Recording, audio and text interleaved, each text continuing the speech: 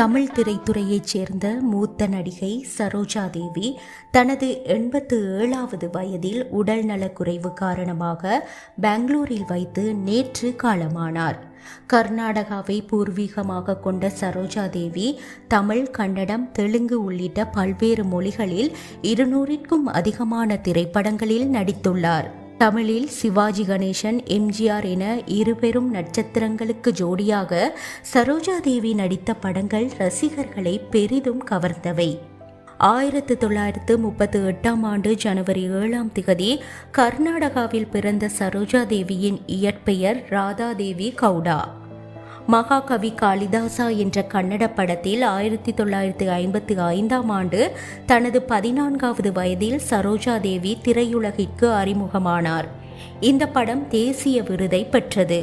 அடுத்த ஆண்டே இல்லறமே நல்லறம் என்னும் படத்தில் சிறிய வேடத்தில் தமிழில் அறிமுகமான அவர் விரைவிலேயே கதாநாயகி வேடமேற்று பல்வேறு தமிழ் படங்களில் நடிக்க தொடங்கினார். எம்ஜிஆருடன் நாடோடி மன்னன் படத்தில் முதல் முறையாக இணைந்து நடித்த சரோஜா தேவி பின்னர் எங்கள் வீட்டு பிள்ளை, அன்பேவா உட்பட 20க்கும் மேற்பட்ட படங்களில் அவருக்கு ஜோடியாக நடித்திருக்கிறார். இதேபோல் பாகப்பிரிவினை, புதிய பறவை என சிவாஜி கணேசனுடனும் பல படங்களில் சரோஜா தேவி நடித்திருக்கிறார். அடுத்த தலைமுறை நடிகர்களான விஜயகாந்த், விஜய், சூர்யா ஆகியோரின் படங்களிலும் சரோஜா தேவி முக்கிய கதாபாத்திரங்களில் இடம்பெற்றிருக்கிறார்.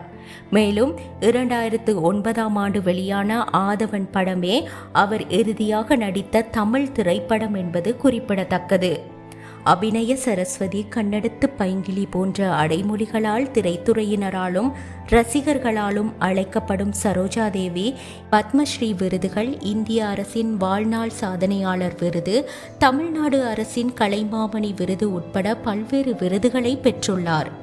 நடிகை சரோஜா தேவியின் மறைவுக்கு இந்திய பிரதமர் நரேந்திர மோடி உள்ளிட்ட பல பிரமுகர்களும் தமது இரங்கல்களை தெரிவித்து வருகின்றனர்.